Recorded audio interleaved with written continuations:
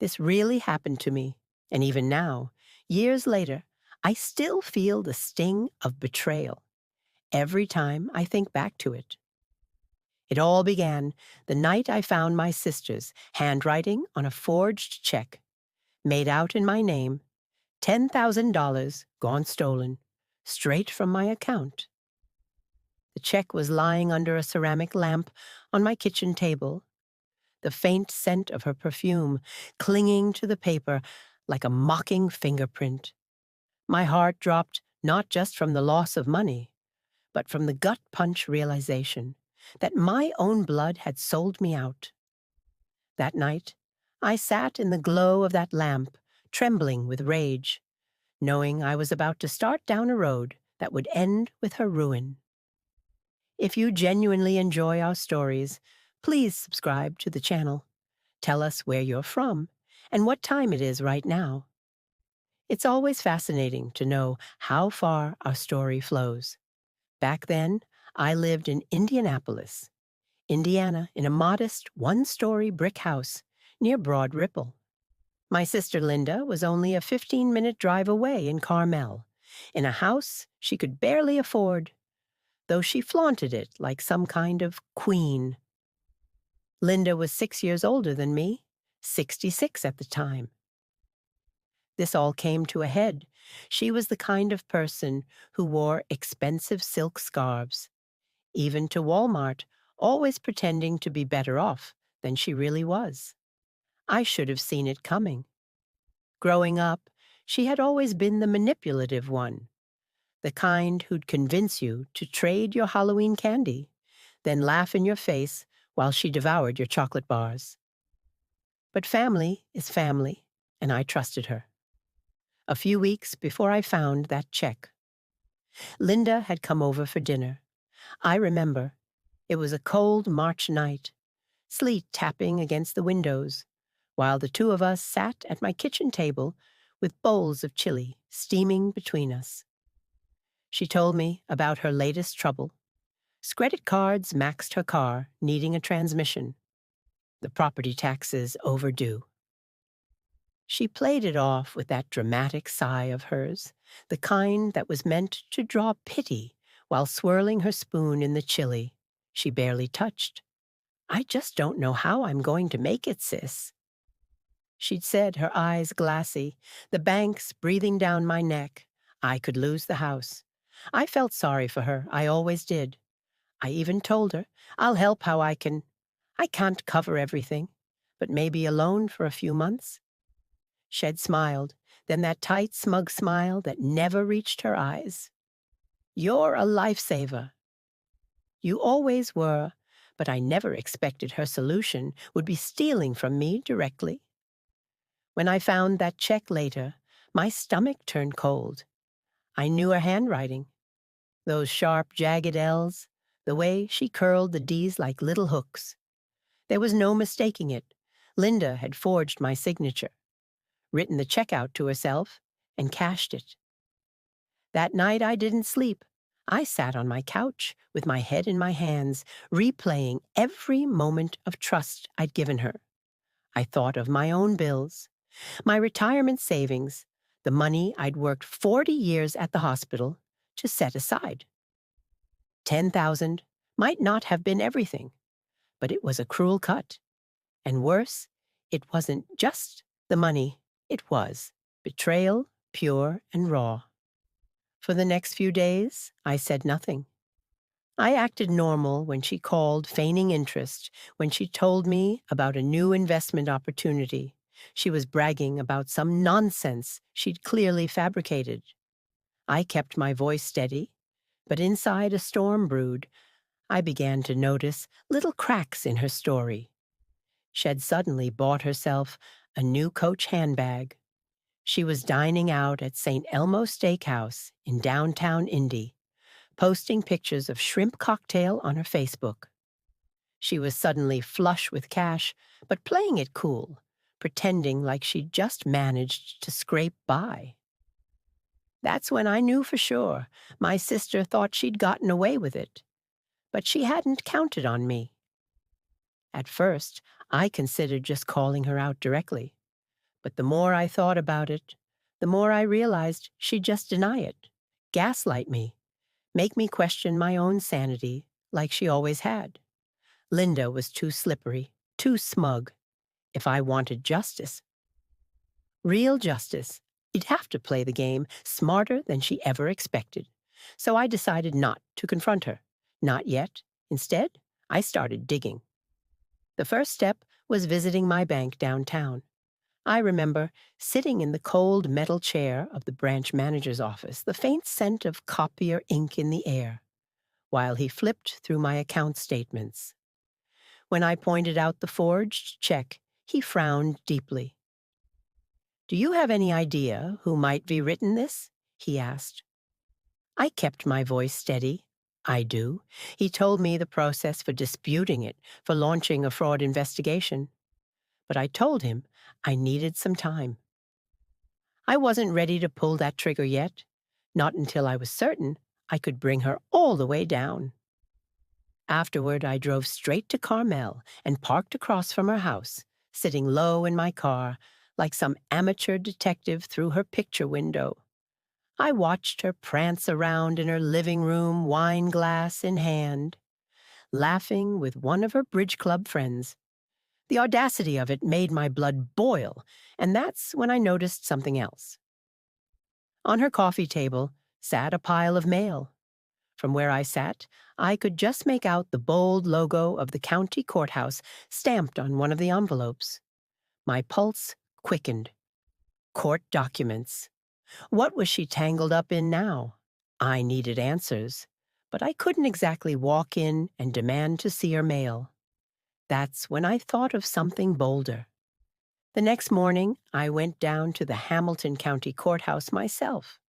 I marched through the cold marble halls, my heels clicking, and asked at the clerk's office about any cases involving Linda Jacobs.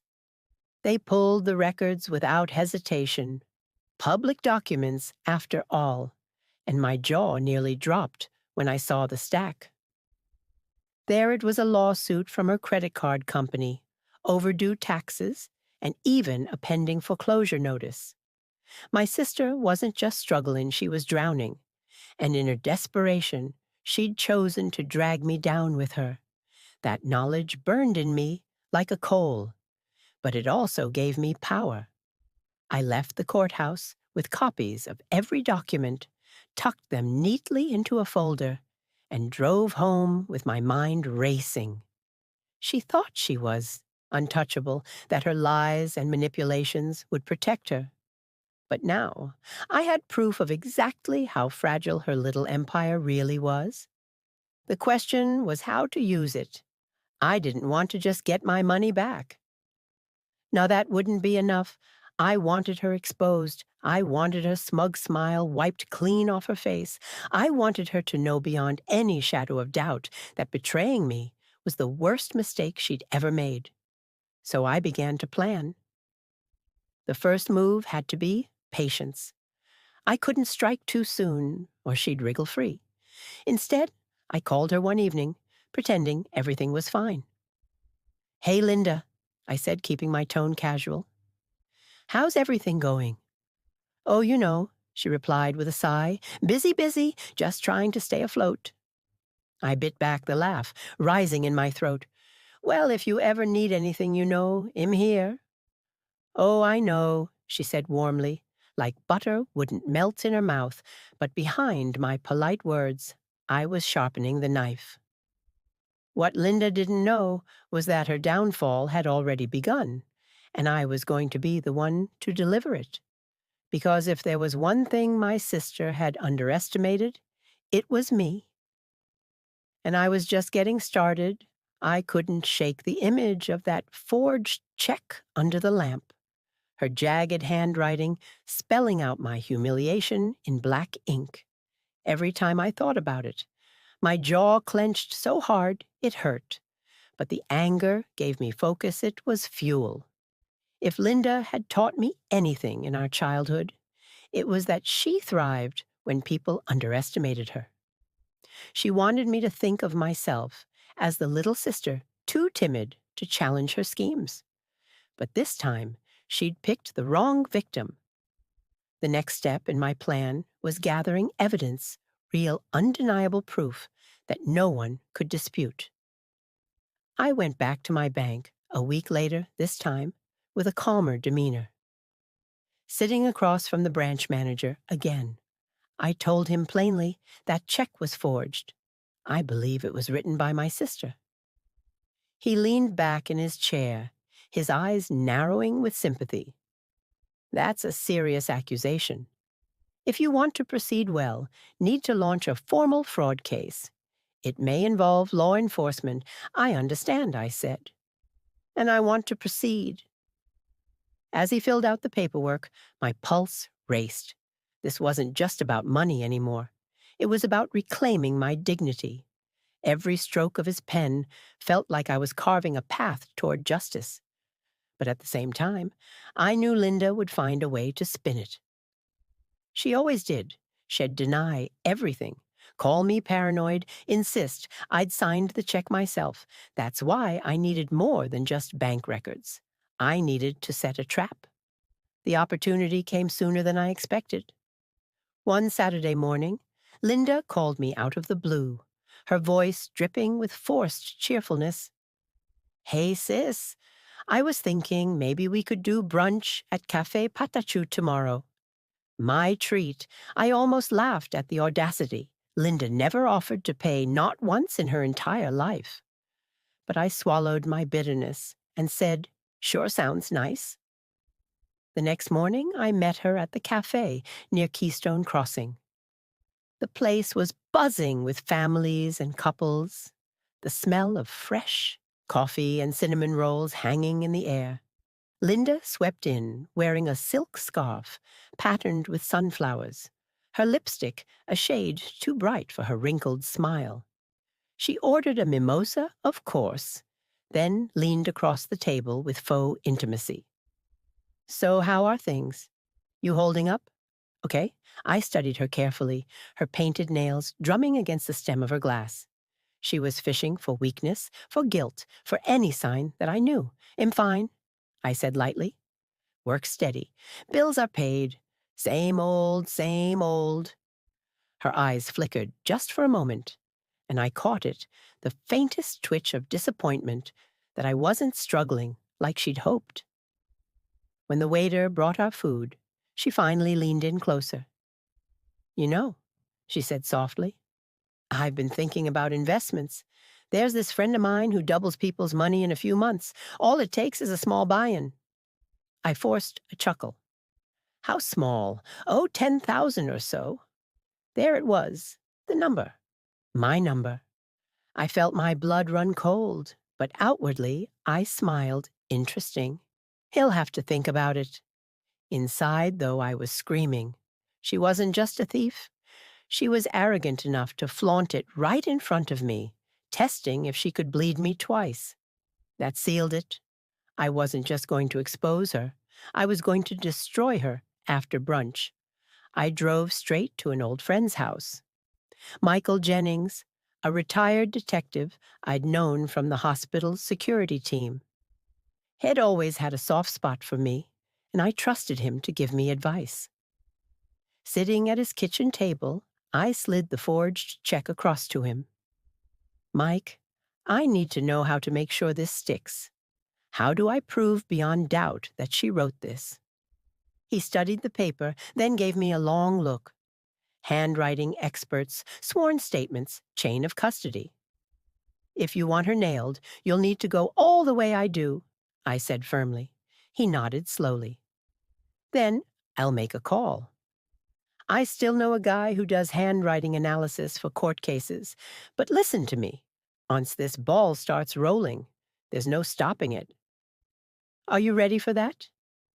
I thought of Linda's smug smile, her wine glass, clinking in Carmel, while my hard-earned savings funded her lies. I thought of all the times she'd humiliated me, treated me like the lesser sister. "Yes," I said, "I am ready." The next few weeks were a blur of quiet preparation.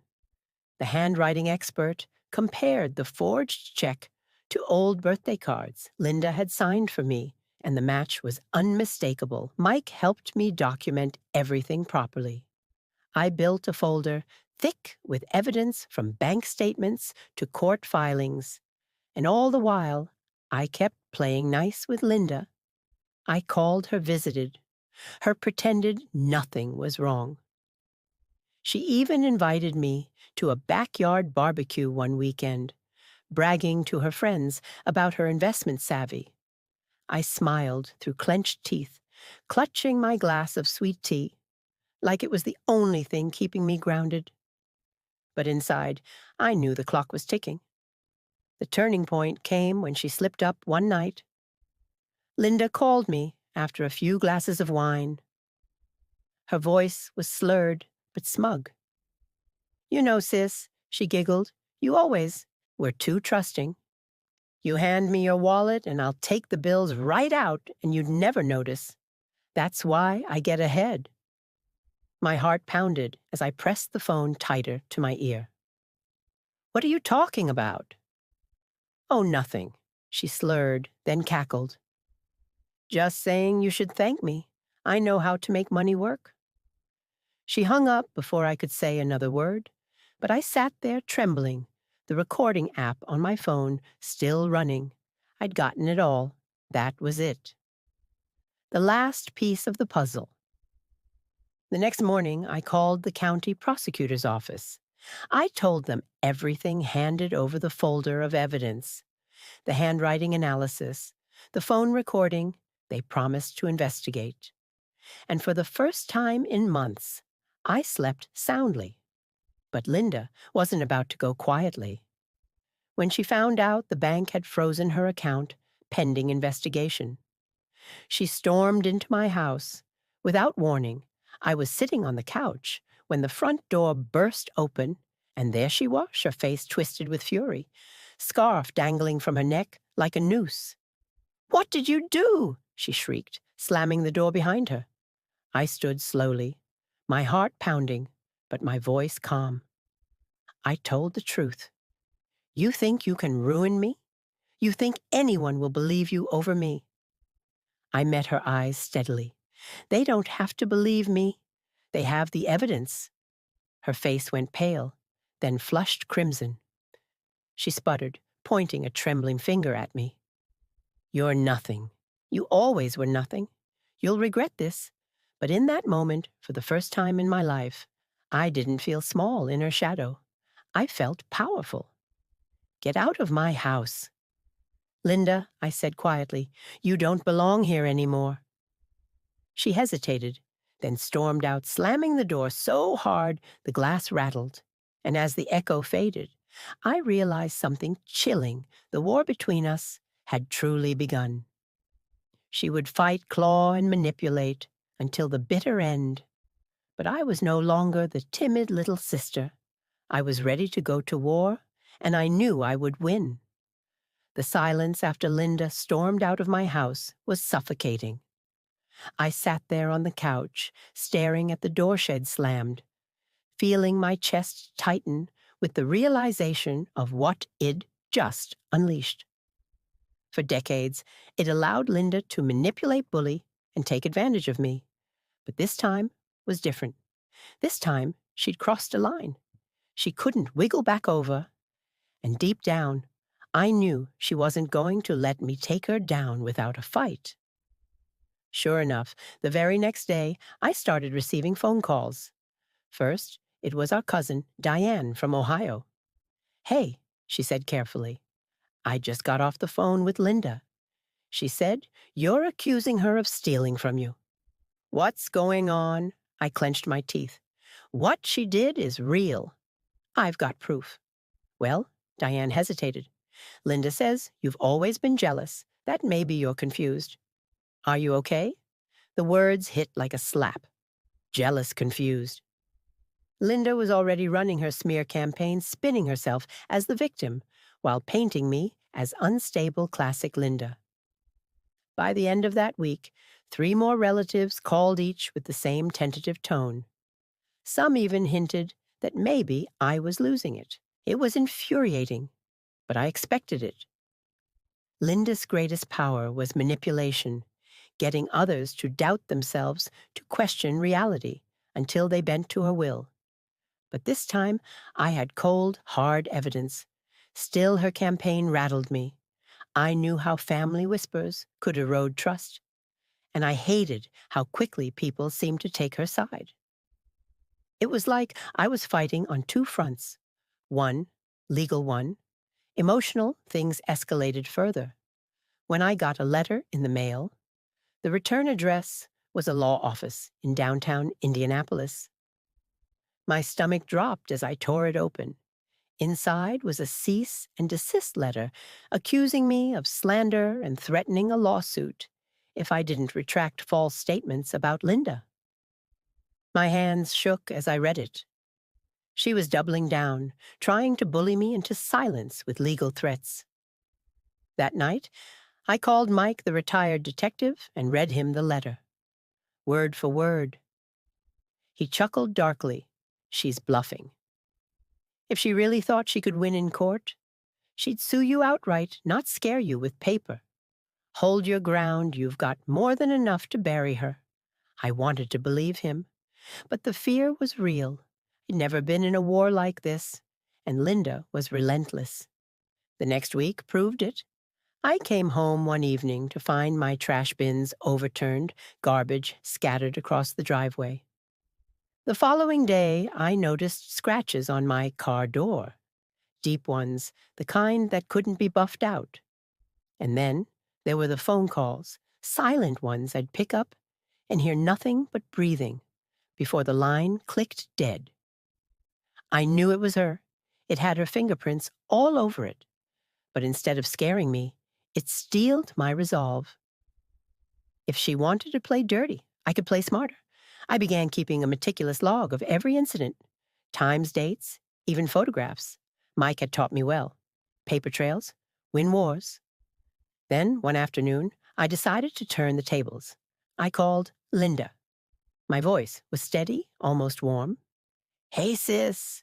Just wondering if you'd like to grab coffee sometime this week." There was a pause. Then her guarded reply, "Why? Oh, no reason. Just thought it might be nice to talk. You know, like old times." I could practically hear the suspicion through the phone. But eventually, she agreed to meet me at a Starbucks in Carmel. The day of the meeting, I slipped a small digital recorder into my purse. Mike had loaned it to me, insisting that catching Linda's own words would be priceless. When she arrived, she looked worn down, her makeup caked, her hair frazzled. But the moment she sat down, her voice sharpened like a blade. "Drop this," she hissed under her breath. "You think you can beat me? You've always been pathetic." I kept my face calm, sipping my coffee, letting her dig her own grave. "You're going to regret this," she went on. "I'll ruin you. You hear me? Nobody will believe you. Everyone knows you're weak. It'll make sure you're the one who ends up in court." The recorder caught every word. When I left that cafe, my hands were shaking, but this time with adrenaline, not fear. I finally had the smoking gun, her threats, her venom, her arrogance, all preserved on tape. A week later, I handed the recording over to the prosecutor, along with my incident log. The look on his face told me everything. Linda had just destroyed herself. Still, the waiting was torture. Weeks passed, each one filled with tension. Every time my phone buzzed, I wondered if it would be her. Every time I left the house, I glanced over my shoulder. And then finally, it happened. On a rainy Thursday morning, Linda was arrested. Fraud, forgery, harassment. The charges stacked like bricks in a wall. She couldn't climb. He'll never forget the sight of her being led out of her Carmel house in handcuffs, her silk scarf hanging limply, soaked in the rain. Neighbors stood on their porches, watching, whispering. For the first time in her life, Linda wasn't in control. But the story didn't end there. She was furious, of course, And at her arraignment, she tried to play the victim card again, sobbing dramatically about how her ungrateful little sister had turned on her. But the evidence was overwhelming. The forged check, the handwriting analysis, the recording from Starbucks, the late-night threats piece by piece. Her mask crumbled until there was nothing left but the truth. And watching her sit there at the defendant's table, lips tight, eyes darting, I felt something I never thought I would relieve, but also fear, because I knew Linda. Even cornered, even exposed, she wouldn't go down quietly. And as the trial loomed closer, I braced myself for the next storm she was bound to unleash. The trial date crept closer, like a shadow I couldn't escape. Every day my nerves tightened. I'd sit at my kitchen table, flipping through the evidence folder I'd built, reminding myself that I wasn't crazy, that everything I had was real and solid. Still, the thought of facing Linda in open court made my stomach churn. I knew she'd put on the performance of her life. If there was one thing my sister excelled at, it was playing the victim. And sure enough, the moment the trial began at the Hamilton County Courthouse, she strutted in, wearing a pale pink blazer, pearls around her neck, her hair freshly coiffed like some perfect suburban matron. She looked more like someone's doting grandmother than a woman charged with fraud and forgery. I sat across the aisle at the prosecution's table, clutching my notebook so tightly my knuckles went white. She caught my eye just before the judge entered and gave me the faintest smirk, as if to say, "This is my stage, you don't stand a chance." The first few days were grueling. Her defense attorney painted her as a misunderstood older sister, unfairly targeted by a bitter sibling. He leaned heavily on the word jealousy, weaving a story about how Id resented Linda's success for years. He even brought up childhood anecdotes, twisting them to make me look small and petty. I wanted to scream. But then it was our turn. The prosecutor laid out the forged check, the handwriting analysis, the log of harassment, and finally, the recording from Starbucks. When Linda's voice hissed out of the courtroom speakers, "You're going to regret this. It'll ruin you," I felt a shiver ripple through the room. For once, her mask cracked. I watched the jurors' faces shift their sympathy, cooling into suspicion. Linda sat stiffly, lips pressed into a thin line, her pearl necklace trembling slightly as she adjusted it with shaky hands. But she wasn't done. When she took the stand in her own defense, she unleashed her performance in full. She dabbed at imaginary tears with a lace handkerchief, her voice quivering as she spoke about betrayal and family love. "She was always the fragile one," she said, casting a pitying glance at me. "I only ever wanted to protect her. And now she's punishing me for being successful." My jaw dropped. Protect me. She'd stolen from me, lied to me, tried to ruin me. And now she was twisting it into some warped fairy tale. But then came cross-examination. The prosecutor's questions cut through her act like a scalpel. He played the recording again, then asked Miss Jacobs, "Do you deny making these threats?" Her face paled. "That was taken out of context." "Context," he pressed. "You told your sister you would ruin her, that nobody would believe her. What context could possibly make those words innocent?" She stammered, reaching for her handkerchief again. I was upset families fight, but the jurors weren't buying it. I could see it in their eyes. The trial stretched on for 2 weeks, each day an exhausting battle of wills. Linda tried everything, tears charm, even righteous indignation. But the evidence was too strong, and her lies too obvious. Finally, after long deliberation, the jury returned with their verdict. Guilty. The word echoed through the courtroom, heavy and final. Linda's face, crumpled her body, sinking into the chair as though the air had been sucked out of her. I sat, frozen, my breath caught in my throat. The judge sentenced her to 3 years in prison for fraud and forgery, plus restitution for the stolen money. And just like that, the war was over. Or so I thought, because Linda wasn't finished with me. Not yet after the verdict, as the bailiff led her away in handcuffs. She twisted in his grip to glare at me one last time. Her eyes burned with venom, and she mouthed 3 chilling words.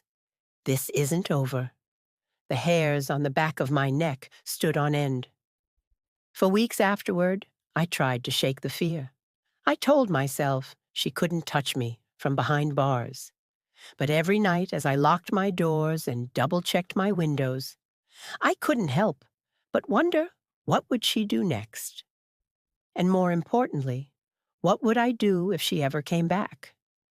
Because deep down, I knew Linda Prison wouldn't break her. It would only make her more dangerous. The day Linda was taken away in that sheriff's van. I thought I'd finally feel free. I thought I'd breathe easier, sleep through the night, and wake up without the weight of her betrayal pressing down on me. But freedom doesn't come so cleanly when the enemy wears your sister's face. Even behind bars, Linda found ways to slither back into my life. It started small, letters arriving in my mailbox with the prison's return address. The first one, I opened my hands, trembling, hoping for an apology, some sign of remorse. Instead, it was venom on paper. "You think you've won. You're nothing without me. Everyone will see you for the bitter little girl you are. 3 years is nothing. It'll be out, and when I am, you'll pay." I crumpled the letter in my fists, my pulse racing. For a long time, I considered burning it, but something told me to save it. Evidence if I needed it again? The letters kept coming. Some were angry rants, others manipulative apologies. She'd scrawl things like, "We're sisters. We should stick together. He'll forgive you if you drop this nonsense." As if I were the one who'd betrayed her. I stopped opening them after a while, tucking each one into a shoebox. I kept in the back of my closet, but even sealed their presence weighed on me. Then came the phone calls. The prison system allowed inmates limited phone time, and Linda used every second to try and break me down. When I ignored her, she left voicemails dripping with malice. "You'll regret this, sis. You'll wake up one day and realize you've got no one left. I made you who you are. Without me, you're nothing, nothing." Sometimes her voice would turn syrupy. "Sweet, don't do this to us. We're family. Blood is blood." But I'd learned by now that every word out of her mouth was poison. I blocked the prison number, but even that didn't stop her. A few weeks later, mutual friends started telling me Linda had been writing to them, to painting herself as the victim, insisting I'd framed her. She's saying you forged the check to make her look bad. One old family friend confessed nervously over the phone. I laughed bitterly. "Of course she is. That's Linda Twist, the knife, then act like you're the one bleeding." It hurt, though. The whispers, the doubts, the sideways glances from people who weren't sure which sister to believe. Still, I pressed on. I went to work. I kept up my house. I tried to rebuild my life. Slowly, I started going out again. Dinners with friends, weekends at Eagle Creek Park. Anything to remind myself that the world was bigger than Linda's shadow. But just when I thought I was making progress, she struck again. One crisp autumn morning, I walked out to get the paper and found my front lawn littered with photocopies. Dozens of them, all the same handwritten note. She framed me. She's jealous, don't believe her lies.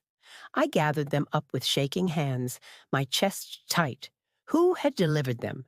Linda was locked up. She couldn't have done it herself, which meant someone on the outside was helping her. The thought chilled me. I called Mike, the retired detective, and showed him the stack of papers. He frowned deeply. "She's still pulling strings," he said. "She's always had a knack for recruiting enablers. Probably one of her bridge club friends, or some relative who bought into her act." "So what do I do?" I asked, my voice trembling. He placed a steady hand on mine. "You documented everything. Every letter, every call, every flyer. You keep building your wall of proof, and when the time comes, you'll use it." His words grounded me. I pulled out the shoebox of letters, the logbook of calls, the pile of photocopies, and I organized them into a binder. Every page was another nail in Linda's coffin. And yet, despite it, all part of me still longed for closure. I wanted her to admit what she'd done, to see me. Not as her pawn, but as her equal, or maybe even her conqueror. That chance came unexpectedly during a prison visitation day. I hadn't planned on going, but the prosecutor's office encouraged it, saying my presence could help solidify the restitution process. So one Saturday, I drove down to the Indiana Women's Prison, my heart pounding as I passed through the metal detectors and cold steel doors. When Linda walked into the visitation room, she looked smaller somehow. No silk scarf, no pearls, just the plain beige uniform of an inmate. But her eyes still held that same gleam of arrogance, the fire that refused to die. She sat down across from me, a phone pressed to her ear through the glass. I picked up mine reluctantly. "Well, well," she sneered. "The little sister finally visits Yim. Not here for you," I said coldly. "Im here because the state asked me to be?" She smirked, leaning closer. "Keep telling yourself that you miss me, you need me." "You'll see I don't need you," I shot back. "Not anymore. You stole from me, you lied about me, and you tried to ruin me. But look at you now, stripped of your games, your costumes, your audience, just you and the truth." Her face twisted, the mask slipping for just a second. She hissed, "This cage won't hold me forever. And when I get out, you'd better watch your back." I stared at her unblinking, letting the weight of my silence crush her. Finally, I said quietly, "You're already out of my life, Linda. Prison just makes it official." I hung up the phone, stood and walked away without looking back. That was the last time I ever saw her face to face. Over the next 2 years, Linda's letters slowed, then stopped. Word reached me through the grapevine that her health was declining in stress. Poor diet, maybe just the weight of her own hatred eating her alive. When her release date finally approached, I braced myself for the storm I feared would follow. I changed my locks, installed a security system, even considered moving. But the storm never came. Linda came out of prison, a ghost of the woman she'd once been. No one flocked to her side. Her so-called friends had long abandoned her. Even the family members she'd manipulated kept their distance. The last I heard, she was living alone in a small apartment on the east side of Indy, surviving on disability checks. Her once grand heirs reduced to nothing. And me? I was finally free. But freedom came with a cost, because every time I passed a bank, or saw a woman in a silk scarf, or caught the faint whiff of Linda's old perfume, the memories surged back. The forged check, the smirk across the courtroom, the venom in her letters. Revenge had brought justice, yes, but it had also left scars that would never fully fade. And maybe that's the real punishment. Not just for Linda, but for me too. The months after her release were quieter than I expected, but they were not peaceful. Linda's fall from grace had been complete in The sense that the neighborhood no longer hushed when she walked by, they simply ignored her. But ruin doesn't have to roar to be effective. Sometimes it's the slow grinding silence that does the most damage. I watched from a distance as she shrank into herself, a woman whose costumes had been stripped away, until all that remained was a raw, embarrassed core. That was the beginning of a real punishment, being left to face herself without an audience. Still, there were loose ends. People she'd hurt lies. She'd told debts she'd left unpaid. Part of my anger was practical. I wanted restitution, not just for the money she'd taken, but for every hour of anxiety, every strained family dinner, every time her rumors had turned someone I loved against me. The prosecutor had secured a restitution order, but collecting from a woman with nothing was another matter. Entirely, I had to be clever about it. Revenge, satisfied in headline form, doesn't always translate to real life. I made a plan. It wasn't dramatic, no. Explosive reveal. No public shaming staged at a backyard barbecue. What I did was quieter, more surgical. I started by reclaiming what was mine, and then widening the net until the people who'd enabled her, those who'd collected her confidences and helped her conjure credibility, felt the consequences of their choices. First, I petitioned the court to enforce the restitution with wage garnishment and asset liens. That meant I had to compile a mountain of paperwork proof of her employment or lack thereof, bank records, the mortgage statements, and a clear accounting of what she owed. I hired a paralegal recommended by the prosecutor's office, an efficient woman named Rosa, who loved the smell of legal pads and the sound of a judge's gavel. Rosa taught me the language of leverage property, liens, tax intercepts, and the small, civilized cruelties the law can exact on someone who refuses to take responsibility. While Rosa worked the forms, I turned to Linda's social circle. There were 3 women in particular. I wanted to reach Marge, who'd folded letters for Linda at Bridge Club and forwarded gossip as if it was Scripture Betty, who'd co-signed a loan 3 years earlier, and then insisted she saw nothing wrong when Linda's stories unraveled, and Diana the cousin, who'd been too eager to echo Linda's version of events over the phone. They weren't criminals, just people who'd chosen convenience over truth, but their silence had cost me dearly. Rather than confront them in person, I started inviting them, politely, publicly, to small community events where it would be awkward to deflect a charity fundraiser at the Meridian Street United Methodist, a lecture at the Indianapolis Public Library, where I'd spoken about financial elder abuse, small things that put us in the same room on neutral ground.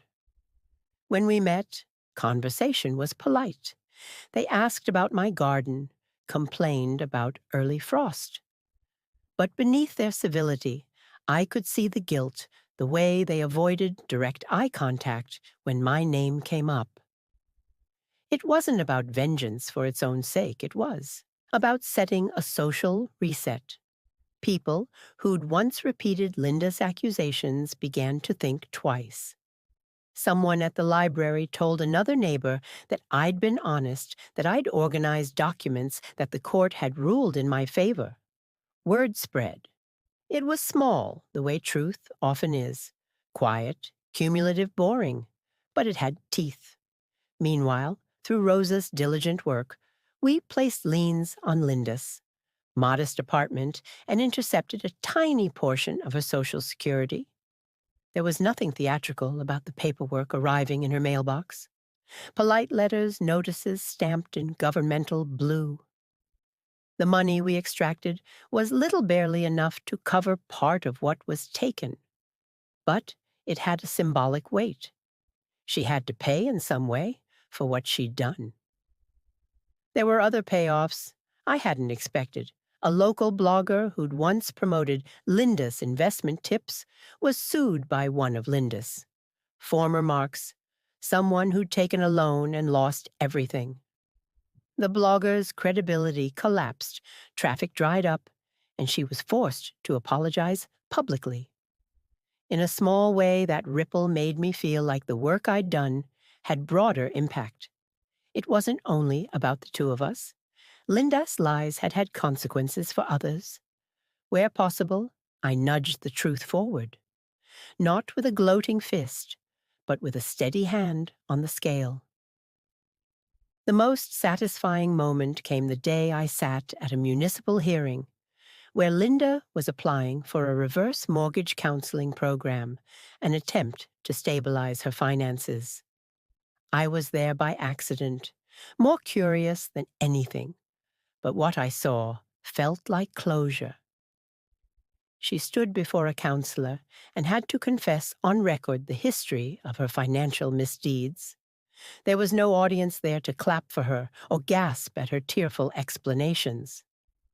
Only a professional asking hard questions and documenting her answers. The counselor's face was kind, but matter of fact.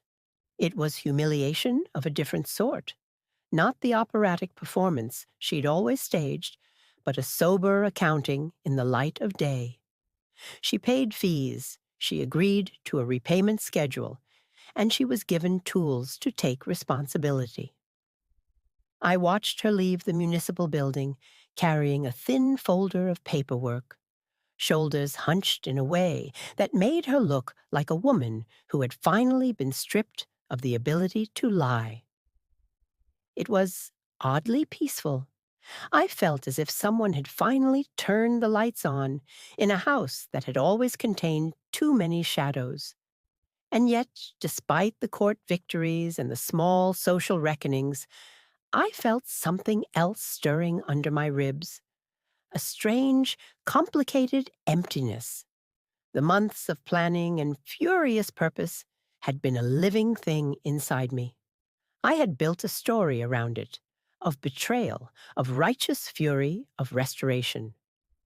Now, with the legal boxes checked and the restitution arriving in dribs and drabs, I noticed how much of my life had been spent orbiting Linda's gravity. The silence that followed the fight was not relief. As I'd imagined, it was the kind of quiet that required learning to sit with yourself again. One late afternoon, I drove past Broad Ripple and found myself stopping at that same diner where Linda and I had eaten years ago when money felt like something you could patch with a few extra shifts. I ordered coffee and sat at a booth with a view of the street. A young mother walked in with a baby on her hip, laughter spilling like sunlight. An old man tapped the newspaper, making notes in the margins, like he was composing his own secret life. I sipped my coffee and felt something thaw. The world was stubbornly ordinary, but the past doesn't completely relinquish its hold. There were mornings when I woke with my heart pounding, expecting a knock at the door, an accusation, another forged check to find under a lamp. More often than not, the fear was irrational, a leftover from years of being manipulated until I second-guessed my name. Slowly, the nights grew longer without dread. The security system I had installed hummed quietly, and for the most part, I let it be. Then, on a Wednesday in late winter, I received a call that stopped me cold. "You need to come in," Rosa said, without preamble. "There's something. We pulled additional estate records for a client of ours. You might want to see this in person." My stomach dropped so hard, I had to grab the kitchen counter. "What is it?" "Just come," she said, voice steady. Now, at her office, Rosa slid a manila envelope across the desk. Inside were documents I didn't expect: a will amendment, a line of handwriting, elegant and practiced, and a legal affidavit signed not long before Linda's incarceration. It turned out that in the months after the trial, in a brief attempt at contrition that had gone unnoticed by most, Linda had tried to settle a small portion of what she owed through a private arrangement with a distant cousin. The cousin had accepted a modest promissory note, then, heartless perhaps, turned the papers over to an attorney after Linda's subsequent decline. The paperwork revealed something else. There in thin black ink was a clause that named me, oddly enough, not as a beneficiary, but as someone entrusted to oversee the repayment terms should Linda die. It was the sort of small bureaucratic oddity that can have outsized consequences. The cousin had died unexpectedly, and now, through a chain of assignments and legal knots, those repayment responsibilities had landed back in the public records in a way that gave me leverage I had not anticipated. For a moment, I felt the old feeling, the twitch of power, when a plan folds neatly into place. It was tempting to see this as the universe finally tipping the scales the rest of the way. But as I sat there, with the documents spread like a quiet accusation, I felt something else more honest. Exhaustion, this victory, if it could be called, that would require me to step back into the machinery of legal tedium. It would mean more hearings, more filings, more moments where I'd have to look a judge in the eye and explain why Linda's mistakes needed to be rectified. Even after all the punishment, it would require more of the energy I'd spent for 2 years wielding like armor.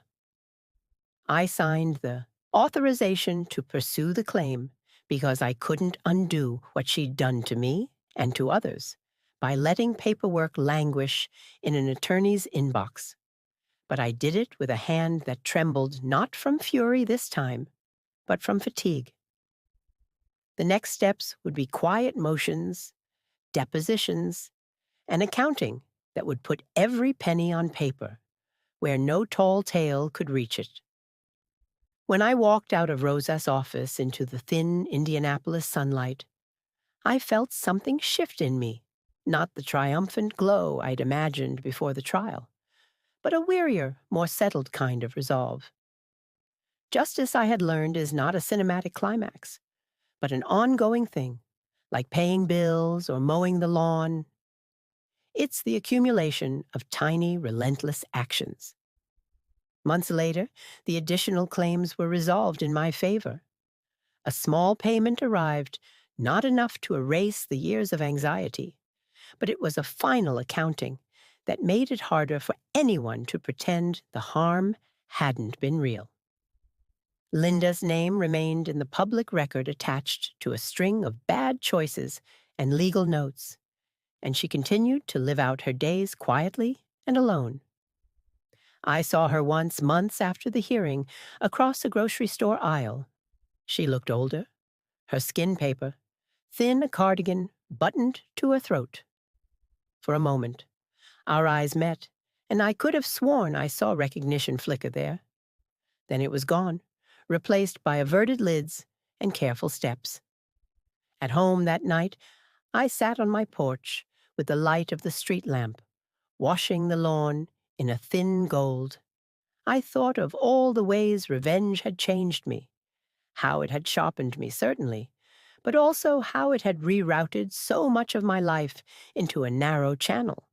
I had sought to make a wrong right, and in many ways, I had succeeded. Linda had been brought low. The enablers had been nudged into conscience. Money had been reclaimed. Yet the victory felt more like a ledger balanced than the cathartic finale I'd once imagined. The chilling bit came later, not with a scream or an act of violence, but in a sentence that folded through my dreams for weeks.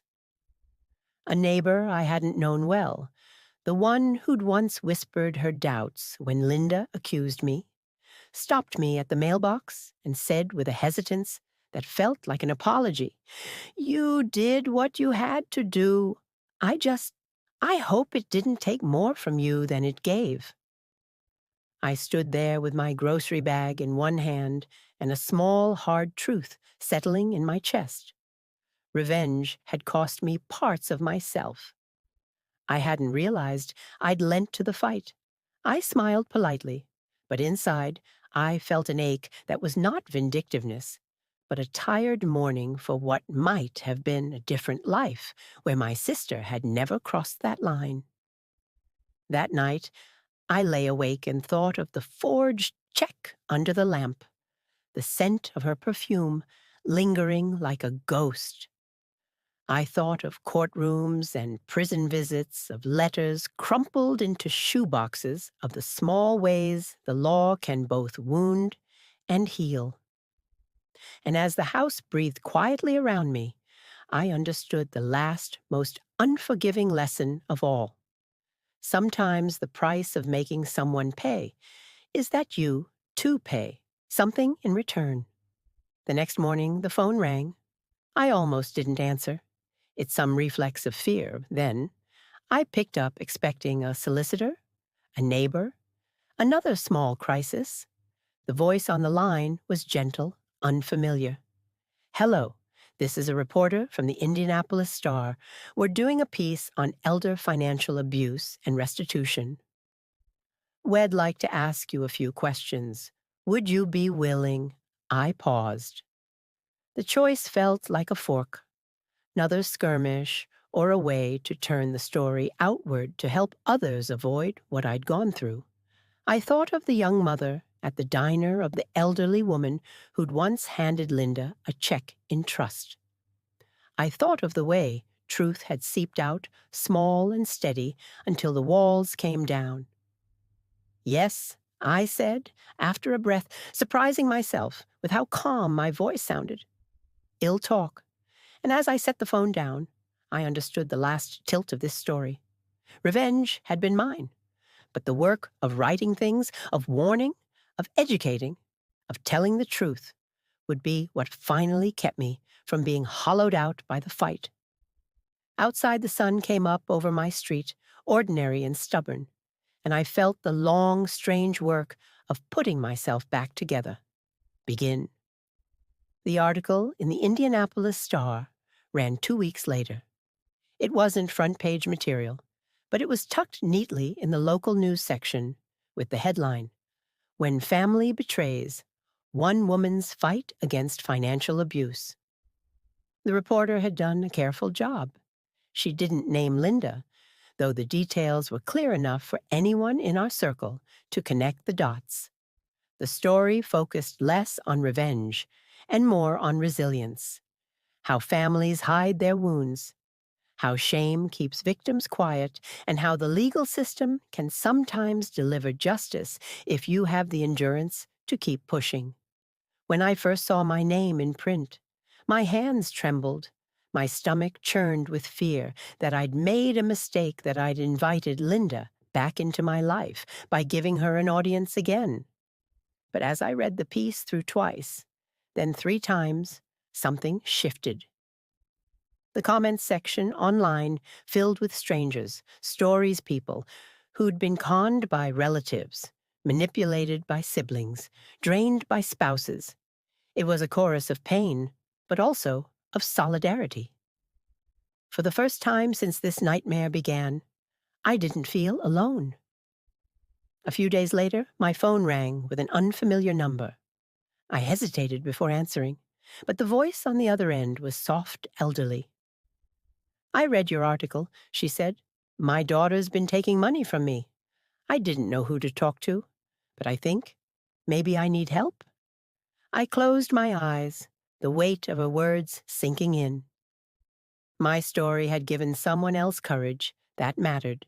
It didn't erase what Linda had done, but it turned my suffering into something larger than myself. Still, life had a way of reminding me that Linda's shadow wasn't gone. Completely. One chilly evening, months after the article, I stopped at Kroger for groceries. As I turned down the frozen foods aisle, I froze. There she was, Linda. Her hair had thinned to wisps, her frame smaller than I remembered. She wore a faded coat, too, large for her shoulders, and pushed a squeaky cart with only a few items inside milk bread, generic cereal. For a moment, I thought she hadn't seen me, but then her eyes lifted and they locked on mine. Time seemed to stop. She didn't sneer, didn't smirk, didn't spit venom. Instead, she just stared blank, almost hollow. And then, without a word, she turned her cart and wheeled away. I stood there, my chest tight, watching her back retreat. I realized in that instant that I no longer hated her. Not because she deserved forgiveness.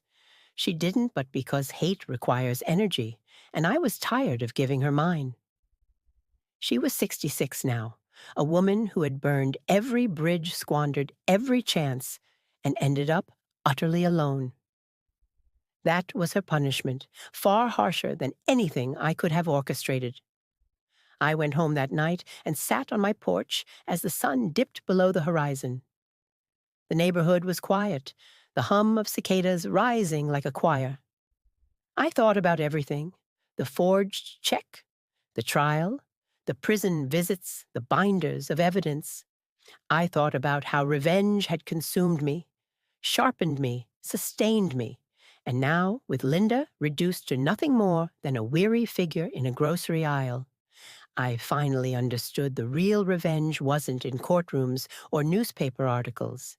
It was in living a life untouched by her poison. It was in being free. The haunting part came later that night. I dreamed I was back in my kitchen, the lamp glowing, the forged check lying on the table.